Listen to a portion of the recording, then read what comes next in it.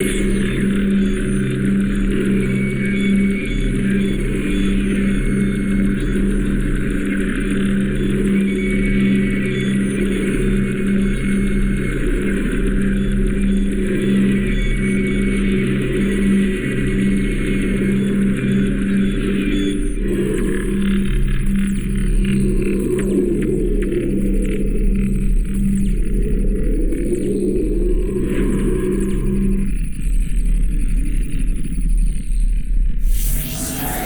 everyone and welcome to Science Lab. Science are happening because Lord Jesus Christ is coming. Every day we are looking at some of the great signs that are happening around us. Today, we are going to look at some of the technological advancements in these last days. Google's plan to hack democracy. Big tech companies have changed the internet from an instrument of democracy to a tool of authoritarians. An American organization is helping China build a totalitarian surveillance state. Google and IBM executives lead the Open Power Foundation, which is working with the Chinese company Semxian to build a microprocessor that allows the Chinese government to monitor the internet activity of millions of people. And after watching tips after the company's role in Mars surveillance, an investigative reporter contacted Semxian posing as a potential customer. In response, a Semxian employee revealed that the company had developed a surveillance system named Aegis.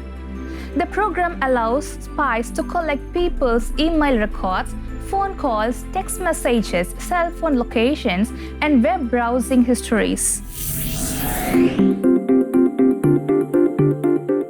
China is using this technology to target critics of President Xi Jinping's communist regime, and US companies are helping. It's disturbing to see that China has successfully recruited Western companies and researchers to assist them in their information control efforts. Sen Mark Warner of the Senate Intelligence Committee told Intercept.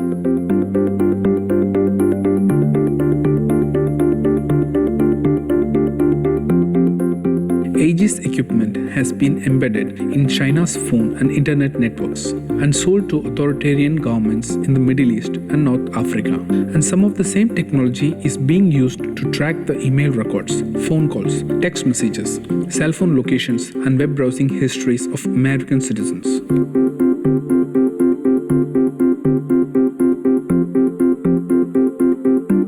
Authoritarian regimes in East Asia, North Africa, and the Middle East are so eager for the latest Google technology because Google was established with research grants from the US Central Intelligence Agency and the National Security Agency.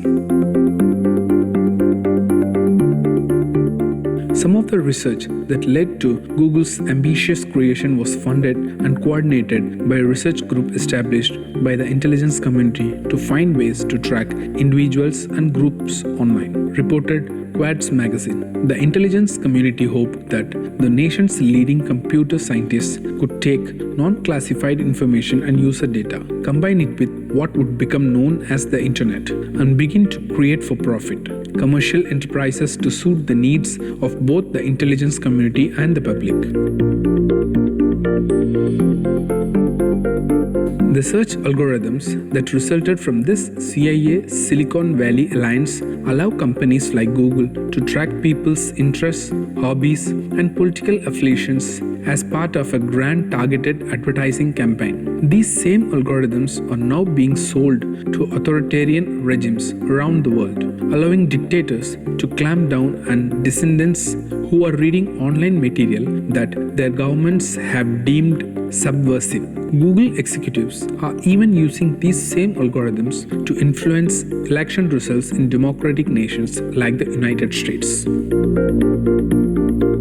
In late May 2019, undercover investigators working for Project Veritas secretly recorded a conversation with Jen Genai, the head of responsible innovation at Google, a department established to manage artificial intelligence, fairness, and ethics.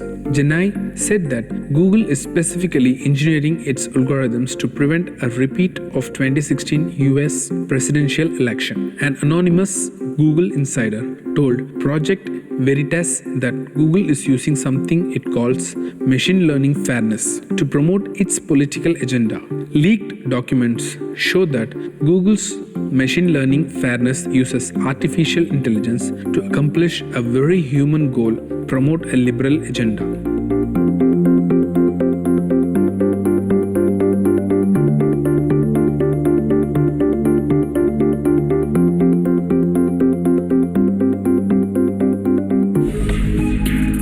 Google algorithms are having a dramatic impact on the thinking, behaviors, attitudes, beliefs, purchases, and voting preferences of 2.5 billion people. Right now, Epstein told Breitbart News after his Senate hearing, that's the power they have. That's the power they are exercising. This is what a totalitarian regime does. This is not a monopoly. A monopoly fixes prices. That's not what this is. This is way beyond that. This is a repressive government. This is a totalitarian, authoritarian government that at this point rules much of the world. Google is the most popular search engine in the world. More than 90% of all online searches worldwide conducted through Google or its YouTube subsidiary. Now, biased Google engineers are censoring information based on the company leadership's political views, while corporate executives sell espionage software to foreign dictators.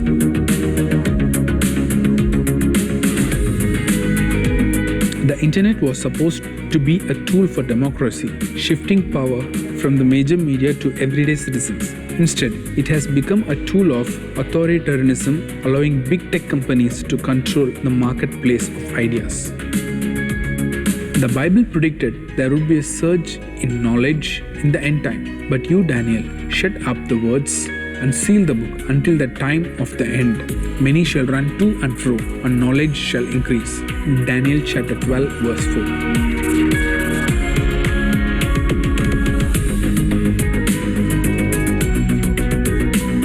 The surge of knowledge since the advent of the internet age is a great proof that we are now in the time of the end. Yet this surge of knowledge has not solved the world's problems.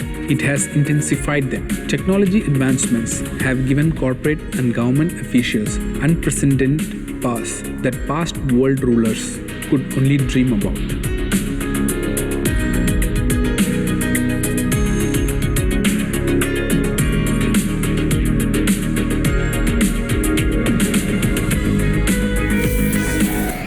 Daniel also prophesied that truth would be cast down to the ground in the end time. Radical leftists working for Google and other Silicon Valley companies are part of this prophecy, but their efforts are only a symptom of a much deeper cause. A lying spirit has taken hold of society and is blinding many people to reality. We have seen many technological advancements happening around us, but there is more. Don't go anywhere. We'll meet you after a short break.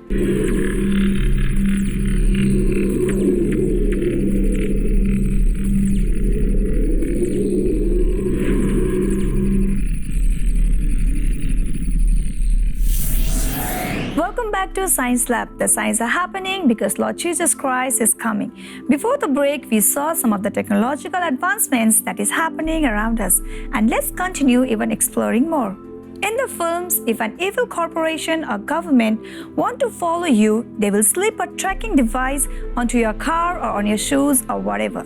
Of course, now we are carrying smartphones everywhere. A personal GPS beacon that makes it easier for people to know what you're up to, whether that's your mom, your partner, or your boss. And recently we have found out that Google and Apple don't just know where you are right now, but know where you have been over the past week, past month, and past year, and how long you have been. This could have a massive impact on your life. Imagine the information on your company phone in the hands of your employer. Suddenly, it's not so easy to have that off-site meeting, doctor's appointment, or long lunch. Let's start with the iPhone.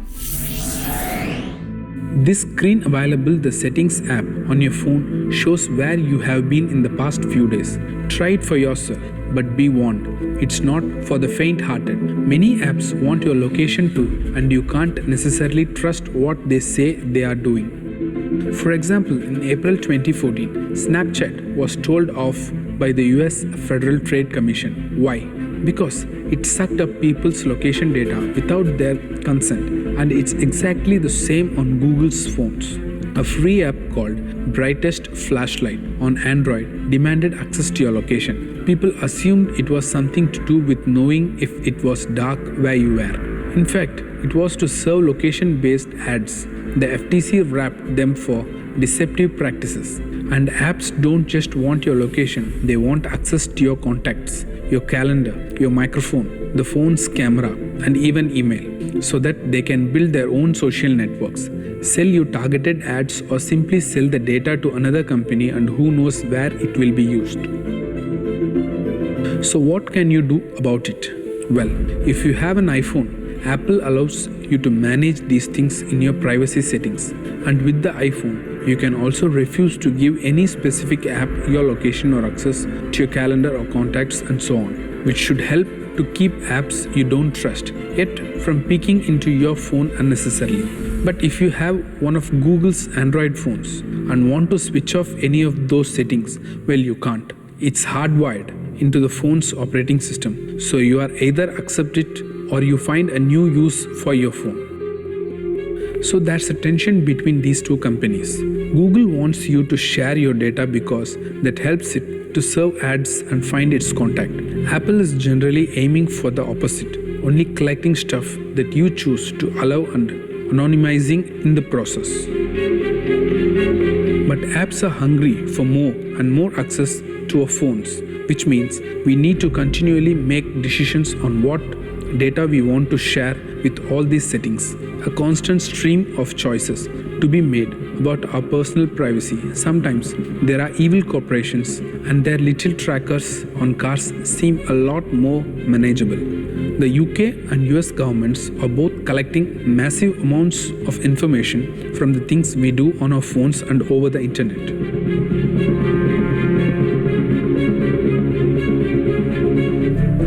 In January 2012, Google introduced its Unified Privacy Policy, which gathered together privacy policies of 60 different products. This unprecedented policy allowed Google to gather more information on its users than ever before and to build a picture of private individuals' habits more complete and personalized than any data collection service had ever officially managed before.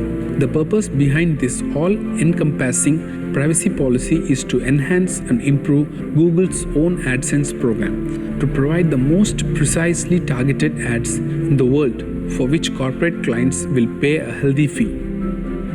So just what does Google know about you? Well, you can find out fairly easily. If you have a Google account, log into it and you can go to your ad settings page. This will tell you the bare basic of what Google knows about you, your gender, your age, group, and your interests.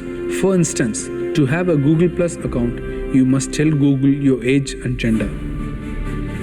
Google's list of interest categories is extensive, from films and TV to psychology to surfing. Many users have reported a surprising variety in the categories assigned to them. Typically, Google attaches 30 interests to each user, a somewhat scattergun approach. That means Google's guesses are almost as likely to be perfect as completely wrong. In September 2014, the staff of the Verge website studied the accuracy of Google's basic user profiles, and the results were roughly 50-50, and the results were roughly 50/50, but undeniably much more accurate than they were expecting. The amusing occasional inaccuracy of Google's ad settings may soon be a thing of the past, especially with the rise of the smartphone. Google's Android operating system runs nearly 1 billion phones, making it the most used smartphone OS in the world. But Google now can also be used on other operating systems, meaning it potentially affects another 750 million people. In other words, every smartphone user in the world. Google now uses GPS locators to gather data on your daily activities. It calculates where you work and where you live based on the amount of time you spend in different locations, irregularity with which you visit them, and the time of a day you usually go there. It can also use this information to estimate the distance you have traveled in a day and the amount of exercise you have done. By using the OK Google voice search, Google record your vocal patterns, ostensibly to better interpret what you say into the phone. According to the Mirror newspaper, Google now has even correctly guessed who users' girlfriends and boyfriends are. Google says that all of this is designed to provide the best tailored smartphone experience in the world. It will recommend events in your local area as well as set reminders for work, shopping, and real-time weather and traffic updates. And if you are one of the 37% of people who use Google Chrome as their default browser, it will know you even better by combining your web search history and bookmarks pages with the information Google now already has.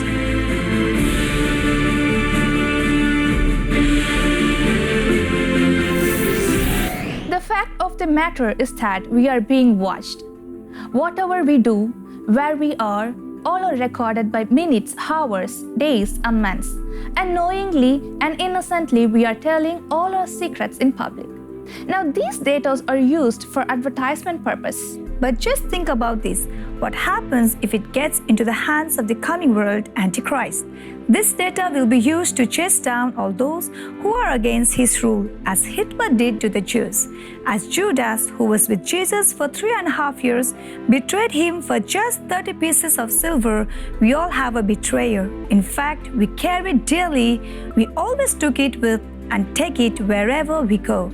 It's none other than our smartphone. What is foretold in the Bible is happening again in our lifetime. All these technological advancements show that we are living in the last days, and the Lord Jesus Christ is coming again very soon. Thank you for watching this episode. Do not forget to tune into the Science Lab next time. Before we end the show, we would like to ask you a question from this episode. When was Google founded? The options are option A, 1988, option B, 1998, and option C, 2008. If you know the correct answer, send it to our email ID sciencelab@angeltv.org. If you have missed any of the episodes, do not worry, you can watch it again and again in our Science Lab YouTube page. But do not forget to like, share, and comment on the video. And ask your friends and relatives to watch the Science Lab so that they will know that we are living in the last days. Remember, signs are happening because Lord Jesus Christ is coming. Maranatha.